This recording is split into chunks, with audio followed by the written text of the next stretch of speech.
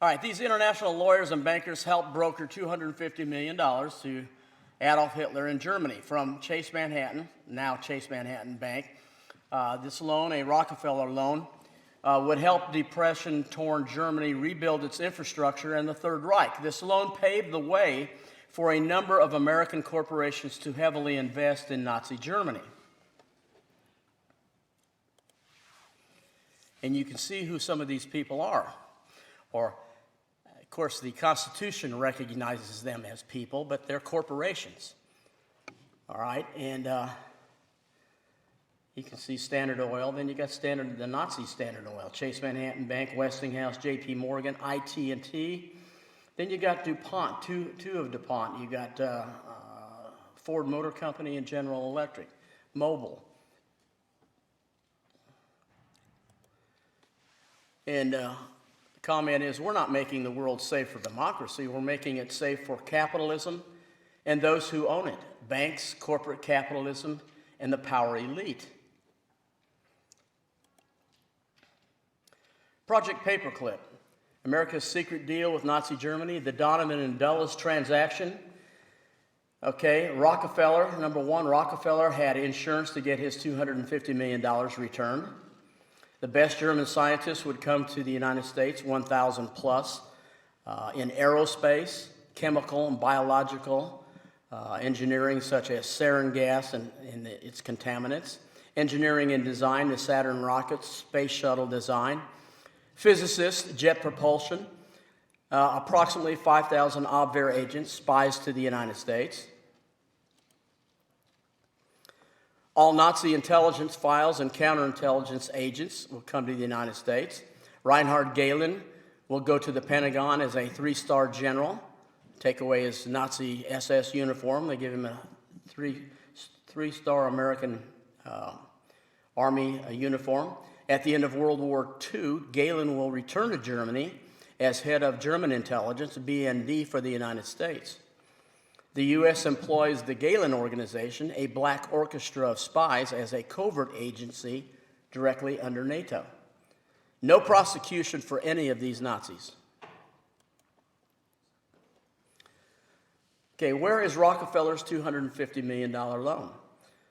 General Reinhard Gehlen, Hitler's number one foreign intelligence officer, will spend the next 1.5 years, between 1943 and probably the middle of 1944, depleting Germany of every ounce of gold and Reichsmarks in every German bank. He hides $9 trillion in gold bullion in the caves, most of them in the Bavarian Alps.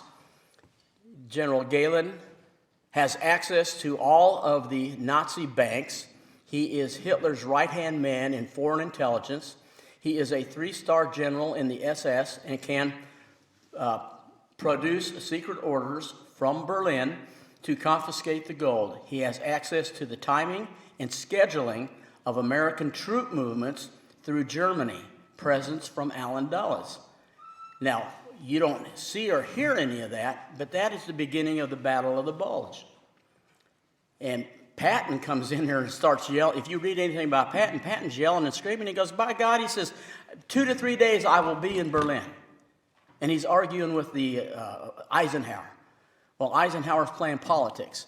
And the politics that he's playing, unbeknownst to Patton, is that he's got to get the gold out of there, or the gold bullion out of there, so that they can confiscate that and get it out before Russia comes in. Okay, why? Because Dulles did not want the Russians to get the gold, the spoils of World War II. So, Nazi General Reinhard Gehlen surrenders to the Allied powers. When the Allies end World War II in Europe, Nazi General Gehlen presents himself to the nearest POW camp. He spends 2 weeks in this camp awaiting contact from Allen Dulles. The Russians and the Americans are both looking for him. The Russians know he has taken the gold, and the Americans need to protect him. Allen Dulles sends MI6/OSS British and American intelligence agent to retrieve him, Colonel Clay Shaw. Picks up General Galen and delivers him to the Pentagon in Washington, D.C. within 24 hours. Galen is stripped of his Nazi generalship and is presented with a 3-star United States Army uniform. He repays the loan of $250 million to John J. McCloy, Chase Manhattan Bank in New York City, owned by the Rockefeller family. That's not in your books. In 1963, Clay Shaw is CIA. Shaw was babysitting Lee Oswald in New Orleans. By 1967, New Orleans District Attorney Jim Garrison charges Clay Shaw in a conspiracy to commit first-degree murder of President John F. Kennedy in Dallas, Texas. It is the premise for Oliver Stone's blockbuster movie, JFK. Allied victory in Europe, May 8, 1945, VE Day. All World War II covert and clandestine intelligence, including the OSS, ONI, Office of Naval Intelligence, SOE, MI6, British intelligence, the Pentagon, and Nazi intelligence, is protected and concealed by William Donovan and Allen Dulles. They are the guardians of the Bank of Secrets. The World Commerce Corporation? Well, an enormous amount of gold was stolen by the Nazis from multiple countries and its people during World War II. It was moved after the war into the World Commerce Corporation through the Deutsche Bank, who then turned around and offered to lend out some of the schmidzens of this money and gold to the countries that they pilfered during World War II. The Nazi money flowed in a great circle out of the Third Reich through the Vatican to Argentina and then back to the Democratic West Germany through the World Commerce Corporation. The source of this miraculous West German economic revival in the 1950s was the same money that had been stolen in the 1940s. The vehicle used to legally transport this gold was the World Commerce Corporation. Reinhard Gehlen was instrumental in negotiations to establish an official West German intelligence service based on the Gehlen Organization of the early 1950s. In 1956, Gehlen's organization was transferred to the West German government and formed the core of the Federal Intelligence Service, the Federal Republic of Germany's official foreign intelligence service. And Gehlen served as its first president until he retired in 1968. And notice I said Reinhard Gehlen, American Army General, first president of the Federal Intelligence Service.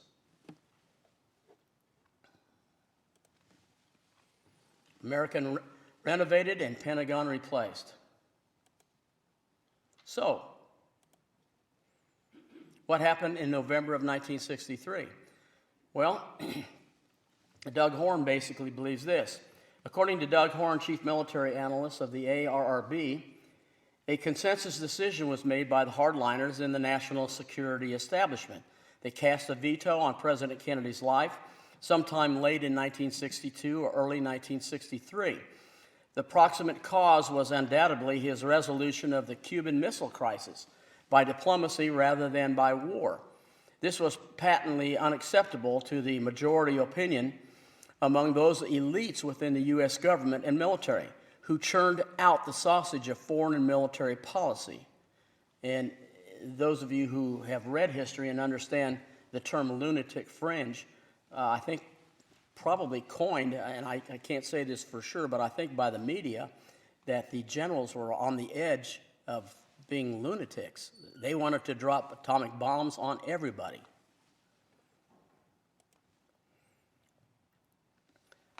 President Kennedy was under a sentence of death when he entered the state of Texas. By the time he arrived at the marketplace called Dealey Plaza in the city of Dallas, the verdict would be finalized.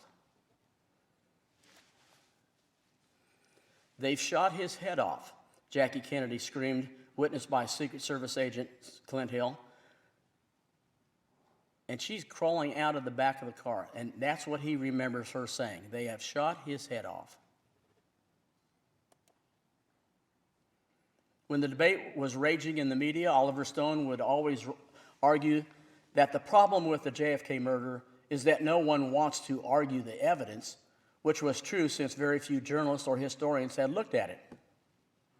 Well, one of the reasons we didn't have a chance to look at it is we didn't know exactly what was out there to look at. Once the United States government locks it away for 75 years, and that was the Warren Commission documents, and then later on the House Senate Select Committee will be locked away for 50 years. So, I don't know, by the time that I reach 89 years old, hopefully all the documents will be released, but at the same time I hope I'm cognizant and aware enough of be able to read and understand what happened. But I don't think I have to wait till then. I think I have a pretty good idea, and I think you guys have a pretty good idea also.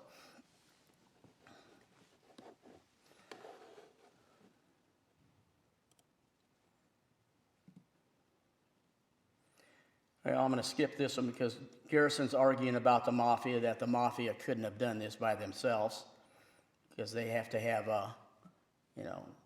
he argues the idea that assassins have to have plans, and then in the movie you got David Ferry, who's played by Joe Pesci, and he says if it's planned right, no problem.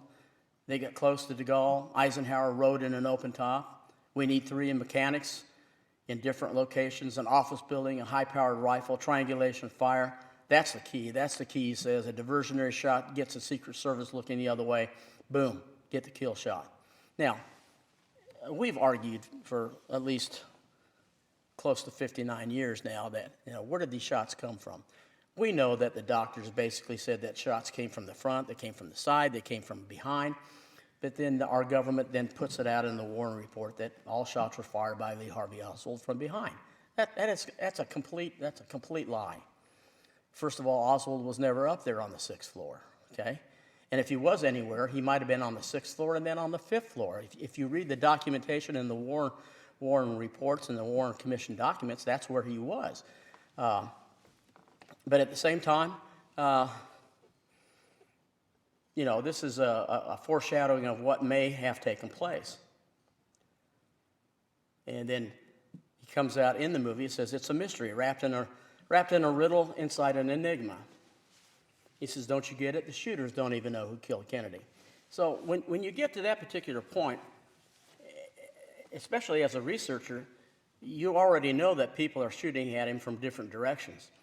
And then later on in this conference, you'll see people bring out as to where maybe some of the shots may have been fired from. The North Grassy Knoll, we have to establish the idea that a lot of people who were down there that day said that there were shots coming from the Grassy Knoll. Well, that's the North Grassy Knoll. There's a South Grassy Knoll, too. Then there's the railroad overpass. Then there's the buildings surrounding them. But then all of that was shuffled off by the Warren Commission lawyers by saying, there's echoes. There's an echo chamber there, okay? Well, if you're right on the shot and somebody's shooting right next to you, that's not an echo right there. That's somebody shooting, and we had people saying that.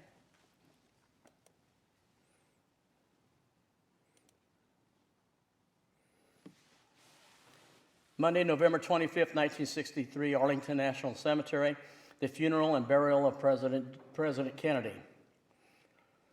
Truman and Eisenhower each saw each other briefly once in a while. And for those of you who need to read anything about Eisenhower and Truman, they didn't get along too well. In fact, I think Eisenhower felt shunned by Truman, and so they didn't talk very much. And when they started talking a lot was on November 25th. So, but it was JFK's funeral, and they finally put everything behind them. They shared a limo to the funeral service, sat in the same pew, and chatted with each other to and from the cathedral. When Eisenhower's dropped Truman off after the funeral, Truman invited them to inside and over drinks at the wake of the young president's tragic assassination. The two old presidents squashed in sometime bitterness that they had toward each other, and they said they kind of burnt that out a little bit. But on Monday, the 25th, 1963, President Truman and Eisenhower rode together in the same limousine to Arlington National Cemetery. And there was a concern of CIA intrusion in the death of JFK, and it was being questioned by them while they're sitting in the car. Because of that issue, President Harry Truman, who signed the National Security Act of July 26, 1947, which created the CIA, wrote to the Washington Post 30 days after the murder of the president, and he said, "For some time I've been disturbed by the way the CIA has been diverted from its original assignment. It has become an operational and, at times, a policy-making arm of the government. This has led to trouble and may have compounded our difficulties in several explosive areas. We have grown up as a nation, respected for our free institutions and our ability to maintain a free and open society. There is something that, in the way of the CIA, has been functioning that is casting a shadow over our historic position, and I feel that we need to correct it." Well, when Truman wrote that, this is what he felt about the CIA. He says, President Truman saw the CIA's attempted mousetrapping of President Kennedy as a particular outrage. His general complaint was that the CIA was becoming a peacetime cloak and dagger establishment, and at times a policy-making arm of the United States government. The CIA was shaping policy through its control of intelligence and its covert operations, including assassinations. Allen Dulles got himself appointed to the Warren Commission and took the lead in shaping the investigation into JFK's assassination. Documents in the Truman Library indicate that Dulles installed a small domestic covert action to neutralize any future airing of President Truman's article on covert action. So Truman, his article that he wrote, Dulles takes the time out in the middle of the Warren Commission and flies to Independence. Okay? All right? So this was important, so important to Dulles that he invented a pretext to get himself invited to visit Truman at Independence, Missouri, on the afternoon of April 17, 1964. Good God, people, we're right in the middle of the Warren Commission, okay? And he says, I got to go talk to Truman about what he said. And Dulles spent half an hour one-on-one with the former president trying to get him to retract what he had written in his op-ed. Harry Truman said, hell no. Not a problem, Dulles decided. So what does Dulles do? 4 days later, in a memorandum to Lawrence Houston, CIA General Counsel, Dulles fabricated a private retraction for Truman, claiming that Truman told him that the Washington Post article was all wrong, and that he seemed quite astounded at it. Dulles placed President Truman's fabricated retraction in the CIA central files. Now, those are some of the files that are going to be released over and over again, year after year after year, okay? Dulles was facing a lot of heat from a number of men and institutions who were suggesting the CIA might have been involved in the Kennedy assassination and covered it up. Okay, let's jump to 1975. In July of 1975, the United States Congresswoman Bella S. Obzug, a fiery Democrat representing New York, took part in a special congressional hearing to investigate, in part, a Department of Justice Central Intelligence Agency, Department of Justice, CIA, hidden agreement, said Congresswoman Obzug to the hearing witness, the General Counsel to Lawrence Houston. In other words, this secret agreement, in your judgment, gave authority to the CIA to make decisions to give immunity to individuals who happen to work for the CIA for all kinds of crimes, including possible murder. CIA Attorney Houston craftily replied, well, it was designed to give immunity to individuals. It was designed to protect operations or information of the agency, which is highly sensitive. Of course, if you start to break down the CIA terminology on what sensitive activities are, the term sensitive activities refers to assassination. Obzug easily saw through Houston's duplicity and persisted, asking again if, in fact, the agreement which some officials at the CIA today claim is still in effect, having never been revoked, had the effect of granting immunity to CIA employees who commit murder. Answered CIA Attorney Houston, it in effect, it does. That's part of Albarelli's book. That's part of the documentation in there. So this was a secret agreement that came out of the 1947. Actually came out of the OSS, I believe it was Code 19, which gave the OSS permission to commit political, actually assassinations, or what they call targeted killings. And then that was then flipped over into the World Commerce Commission, and then that was flipped over into probably 100 different front organizations. And I'll tell you, when you get into researching that, my God, you're sitting in there going, okay, these are all legal according to American law and jurisprudence, but then, okay, which one is which? And it gets really convoluted.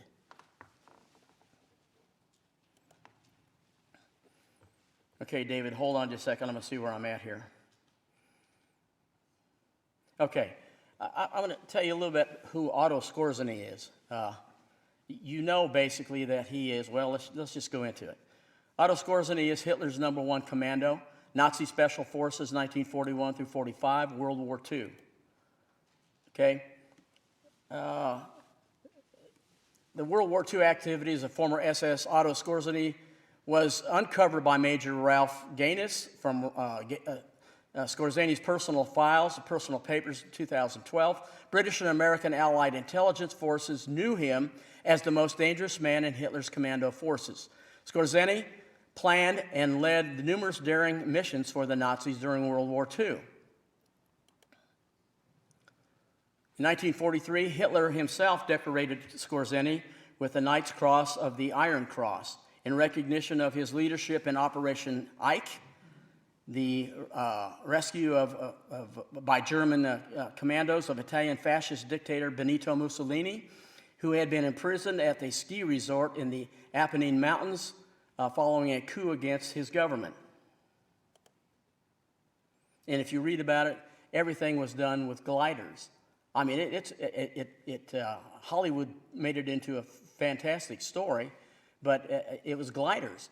These guys didn't even know that they were coming in because they had gliders that they just flew in, landed, without a shot fired. They'd take Mussolini in charge. So it's really a fascinating story.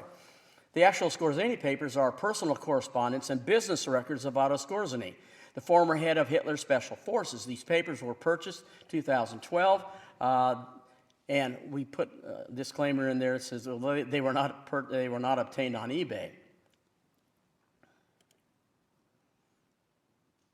Okay?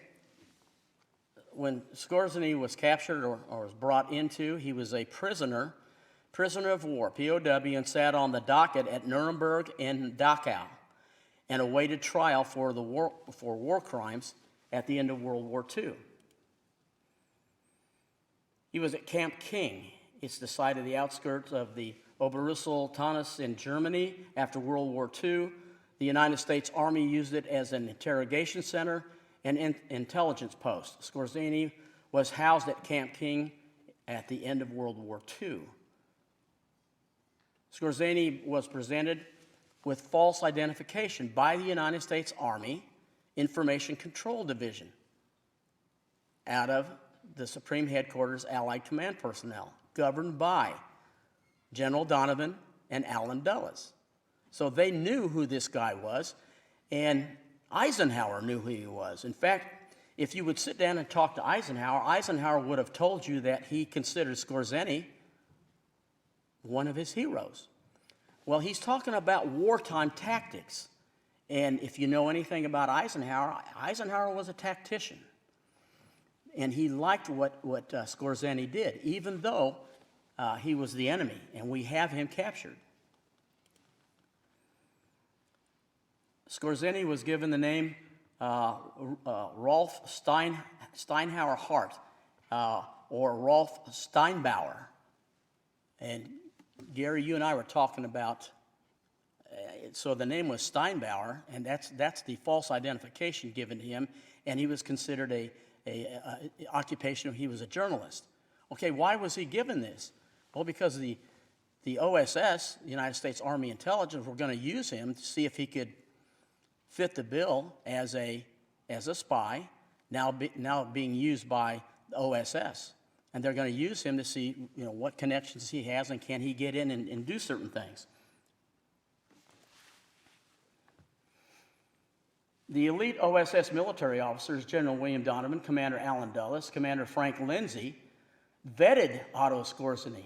They groomed him as a covert assassination asset for the OSS, the CIA later on, MI6, and Army intelligence against the new enemy of the state, Russia and communism. All right, so the war is all but winding down in Europe, and so eventually what's going to happen is that we're going to send 9 million men, American troops, back to the United States. So we're going to leave war-torn Europe, and we're going to have to leave something behind. One of the key witnesses for Skorzeny would be the British wing commander, FFE Yo Thomas. Commander Thomas was England's top MI6 agent and was known as the White Rabbit, code name. His behind-the-lines actions are legendary, and it is noteworthy to mention that he was caught and tortured by the Gestapo. Nevertheless, he felt compelled to defend Skorzeny, whom he felt was a soldier gentleman. This belief ultimately led to an incredible event during the trial when Skorzeny was taking the stand in his defense. Okay? Now, Skorzeny, I'm going to tell you, he's a killer. And he's a killer for the Third Reich. And we're going to all but hire him. Let's see if I can get this up.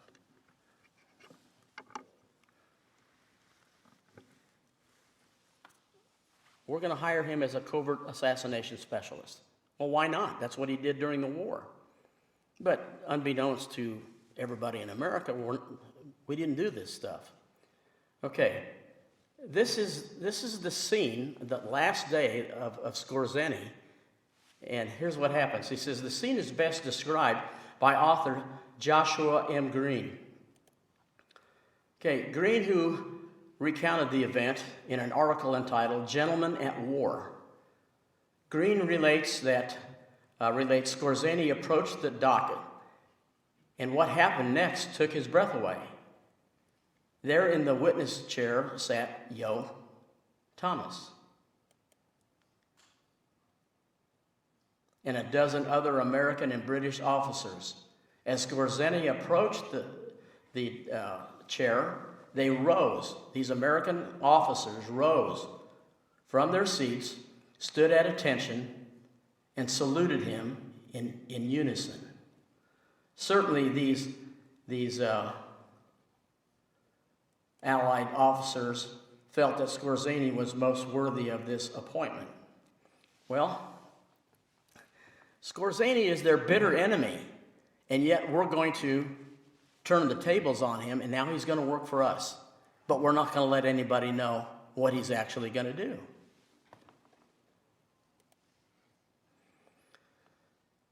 Colonel Otto Skorzeny acquitted. On the final day of the trial, September 9, 1947, Yo Thomas himself testified that he wore German uniforms behind enemy lines, just as Skorzeny was accused of doing with the American uniforms. This admission by an Allied MI6 agent effectively shut down the case against Skorzeny. Additionally, Lieutenant Colonel McClure made a powerful closing statement, which was a tribute to Skorzeny's character. Honorable members of the court, if I had a combat unit under my command with men like these defendants, I would be proud of every one of them. In the end, the tribunal acquitted Skorzeny and the other defendants. And he was accused of a thing called the Malmedy murder, where he and his troops dressed up in American uniforms and came in and butchered American soldiers and British soldiers. And we're going to acquit him. Well, we have bigger and better things for him. And obviously, he's going to agree to do this. Although Skorzeny would remain in custody pending the other trials, he would mysteriously escape from captivity in 1948 from Darmstadt prison, with the aid of men dressed in American uniforms. These uniformed soldiers were American intelligence agents from the United States military, the Office of Strategic Service, and the newly formed Central Intelligence Agency. Their mission, to relocate Scorzeni to Madrid, Spain, awaiting further instructions. Scorzeni arrives in Spain. He arrives in Madrid, Spain, which basically was his hometown. If he wasn't in Nazi Germany, he lived in Madrid, Spain. So they're going to return him to his hometown. It was a very interesting point in the Cold War, because now we're in the Cold War, the beginning of the Cold War. The United States was engaged in a major regional conflict in Korea. France was involved in a war to hold on to her colonies in Indochina, and international communist threats abound across Europe. NATO was making top secret preparations for conventional or nuclear war with the Russians, while carrying out a secret war with them in the shadows. The CIA and the U.S. military covert assassination asset. That's what Otto Scorzeni is going to become. All right? Frank Lindsay was the OSS CIA officer who invested and managed Otto Scorzeni and his wife Elsie as covert assassination assets. They presented him with about 2 to 3 bags of gold bullion, obviously taken from the Nazi stockpile that was taken out by the World Commerce Corporation. So they gave him money. They gave him millions of dollars, and he is going to be stationed in Madrid. And Scorzeni's right-hand man is his wife. His wife is going to run the operations. What operations? Well, the Scorzeni papers confirm that his individual office in Madrid, Spain, has the CIA code name QJ. Okay?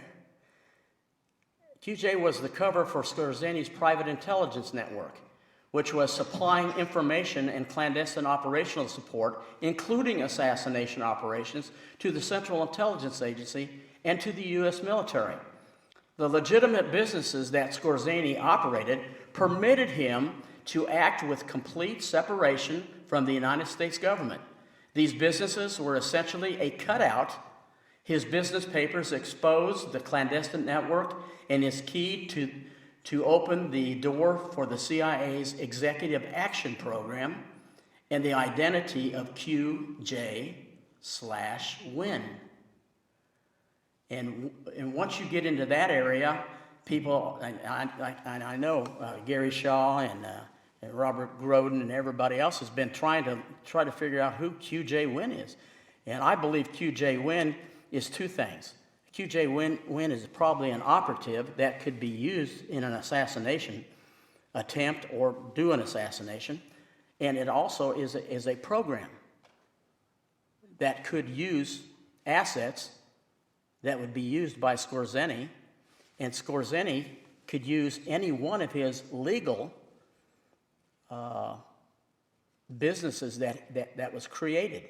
And some of the legal businesses, well, you have Scorzeni's network, you have the World Commerce Corporation. He used Armaco. We're talking about oil now. Amoco Oil, and these are businesses and oil companies in Texas. And then Previews Incorporated. Previews Incorporated. That was Elsie Scorzeni's own personal company. And Previews Incorporated was an international real estate agency, which was established in Madrid. And then she went to New York to establish a connection in New York. And then 6 months before JFK is murdered, she comes to Dallas and established Previews Incorporated in Dallas. Larry, you had a question. Yeah, so the QJ Win was cryptonym that could have been interchangeable, and in one specific instance it was Schwarte, and then in another it could have been somebody else? It could be. It could be. And Now, that is my impression from my interpretation of what I am reading here, because I'm sitting there arguing, going, is it a person or is it an entity? And I'm thinking that it's both. The QJ Win program could be the program, and then the person who is using the QJ Win could also be an individual. And that individual could be anybody who fits into that particular thing. And it could be maybe Jean-René Swetre. And in fact, Jean-René Swetre was arrested in Dallas. And it's my understanding that the books that I'm reading right now, that Swetre was arrested or held by the Dallas police until the Dallas police could get him to an area where somebody could officially take over and then get him out of the country. And we now know that he was flown out of the country by Silverstein, one of the CIA pilots. And he was flown out of the country. And now I'm not sure where they flew him, because it's either they flew him to Canada or they flew him to Mexico. Of course, when you get to Mexico, you get into a whole bunch of other things that go on there. The what? Silverthorne, excuse me. Let me see where I'm at here. So, Scorzeni's wife, Elsie, owns and controls, and she's the front man for these organizations.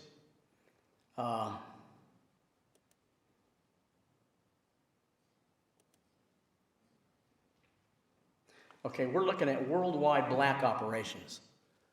Controlled, or the person who's running this is Otto Skorzeny. He's backed and controlled by, I used to watch all these James Bond movies, and they talk about Spectre and stuff like that, and I'm sitting there going, wow, this is pretty fantastic. Well, I'm thinking maybe that Spectre is really Skorzeny. Of course, Spectre, didn't he have a cat all the time? He had a cat. I'd have to go back in and find out if Skorzeny liked cats. But there are a lot of what they call stay-behind armies at the end of World War II.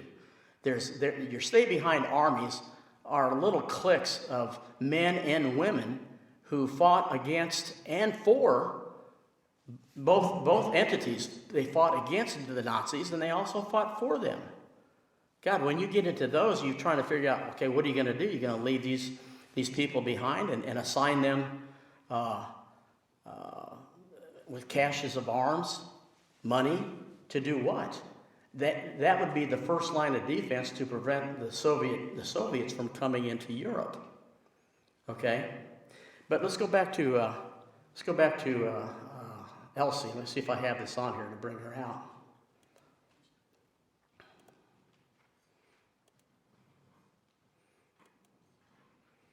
I need to let you know that Otto and Elsie Skorzeny, they are the protected assets of the United States government. The people who knew about them, well, two of them will be sitting on the Warren Commission, Alan Dulles and John J. McCloy. So I'm sitting there going, do you think that they're going to tell you what's going on with this asset? You know, the book that I just finished, Coup in Dallas, it's a fantastic book. But it's a book that I think, for the most part, if you read it, and I hope you do, if you read it, you're probably going to have to take with you some sort of a historical dictionary and write words and terms down, because it's going to get convoluted for you. You're going to be so overwhelmed with the idea. Are you going to come up here and do this? With the idea that, for instance, we get into an organization called the La Coulagée. And the La Coulagée was basically a Catholic organization that was trying to preserve the French Catholics in France. And the La Coulagée wore hoods, very much like the Ku Klux Klan. And in that Ku Klux Klan, let me see if we can get to that.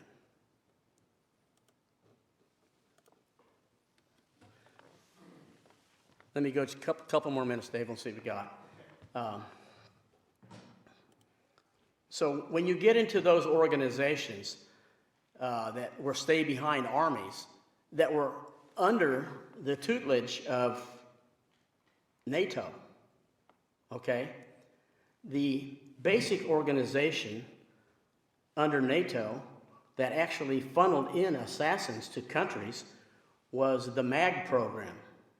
The MAG program is used as a vehicle to bring in assassins from the CIA, who were then hired out through some of these organizations that are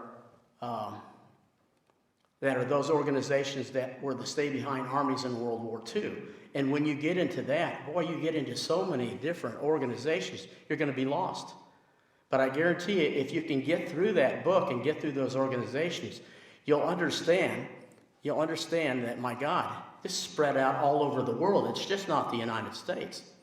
And I can tell you this right now, Otto Skorzeny is the general manager that is going to put the assassins together from at least two generals that we know of, General Edwin Walker and General Charles Willoughby. Charles Willoughby and Walker have pools of assassins, and they bring out the names who those people are, and those assassins were brought into Dallas. Well, how were they brought in? They were brought in through L.C. Skorzeny's international real estate agency, which he already had an outlet and a building located in Dallas, Texas, 6 months before the president got there. And they stayed in the same hotel. We know that they stayed there. We have documentation on that. Now, were they there to kill the president? Well, let's put it this way. If they didn't kill the president, they were there to at least train, or were trainers of assassins. Now, I'm leaving that with you with the idea that there's a lot to this book. And probably the number one person that put this together, who was overall you're looking for somebody who actually put this whole thing together, we believe it was Tracy Barnes.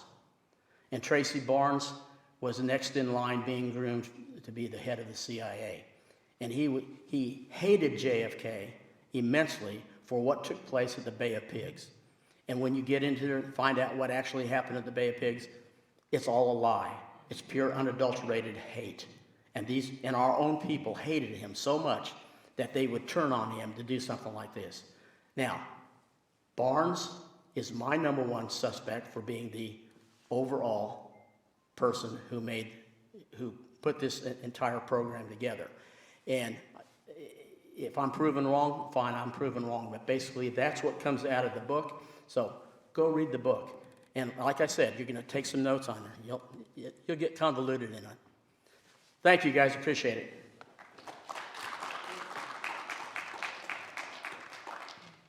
Casey, I actually have the first question, and if somebody else has as well. Madrid. Okay, now Skorzeny was stationed at some point out of Madrid, and some of the new documents talk about a CIA station down there that actually brought Cuban exiles for training and interrogation in Spain.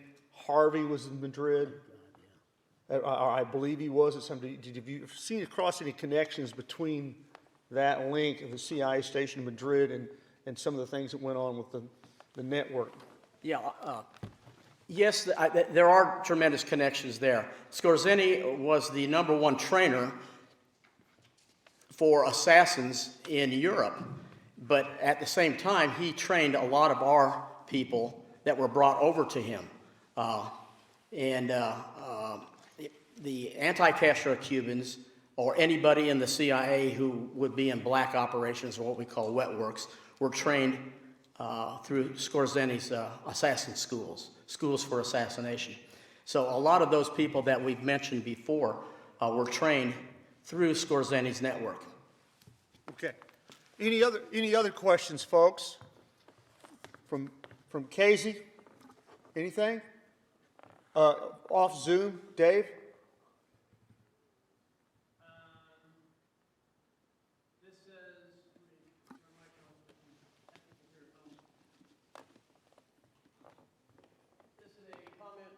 Dan Storper says pronounced Lagoule, spelled Lagoule.